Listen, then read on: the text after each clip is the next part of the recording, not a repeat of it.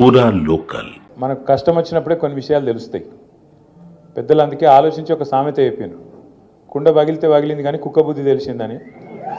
పోతపోయినరు మళ్ళీ కుక్క అంటే కూడా బాధ. కుక్క అంటే విశ్వాసం గలది, కుక్క చాలా విశ్వాసం గల జంతువు. వాళ్ళు అట్లా పోలిస్తే కుక్కల సంఘం వచ్చి నన్ను మళ్ళీ నాతో పంచాయతీ పెట్టుకుంటే కష్టం. అరే మేము విశ్వాసం గల గాలతో పోలుస్తామని. అందుకే కుక్క కాదు నక్క అని మార్చుకోవాలి మనం.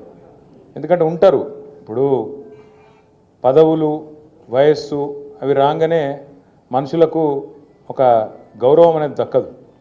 కష్టంలో ఉంటే కూడా తల్లి లాంటి పార్టీని నమ్ముకొని ఉండేటోడే నిజమైన నాయకుడు, నిజమైన కార్యకర్త అయితే తప్ప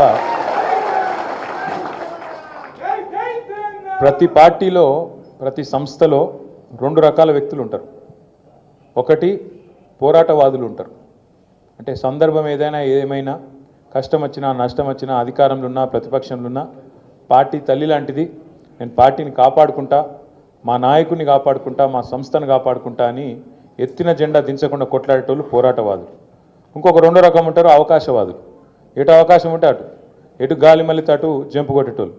అసలు మీ దగ్గర నిర్మల్లో నిన్న మొన్నటిదాకా మనతో ఉన్న నాయకుడికి అసలు కనీసం సిగ్గు లజ్జ ఏమైనా ఉందా? ఎందుకంటే కాంగ్రెస్లో పోతా అంటే కాంగ్రెస్ వాళ్ళు వద్దని టెంట్ పెట్టి ధర్నా చేసిరు, ఈయన వద్దని.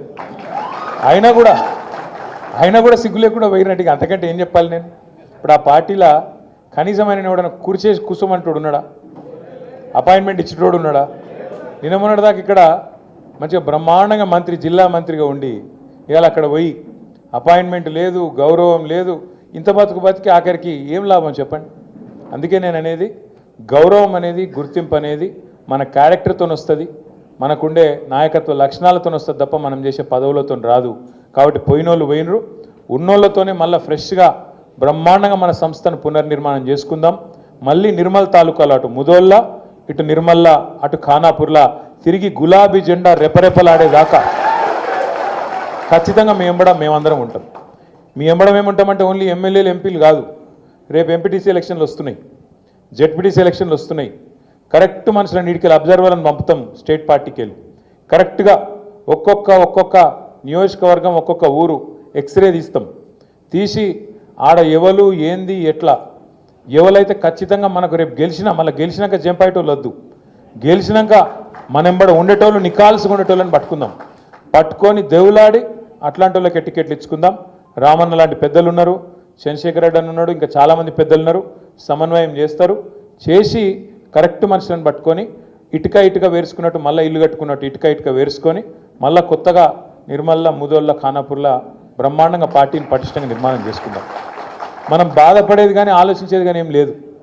ఇలా నా మాటనో మీ మాటనో కాదు, మీరు దయచేసి ఇక్కడ ఉన్న మీడియా మిత్రులను కూడా నేను కోరుతున్నా, మీరు కావాలంటే మీ కెమెరాను మీ గొట్టాలు పట్టుకొని పోన్రి, ఏ ఊరికైనా పోన్రి, ఆడ కూర్చున్న ఒక పెద్ద మనిషిని అడుగుండ్రి, అక్కడ తిరుగుతున్న మా తమ్ముళ్ళని అడగండి, పొలం కాడికి పోయి ఆడ పని చేసుకుంటున్న రైతులను అడగండి, లేదా రైతు కూలీలను అడగండి.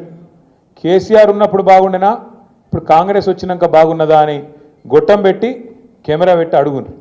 ఏం చెప్తారు? ఇవాళ కుల్లా ఈ మనిషి ఆ మనిషి కాదు, ఆఖరికి కాంగ్రెస్ కార్యకర్తలను కూడా జర్ర పక్కకు తీసుకుపోయి అడిగితే వాళ్ళు కూడా చెప్తాను, ఏం దరిద్రం రా ఇది,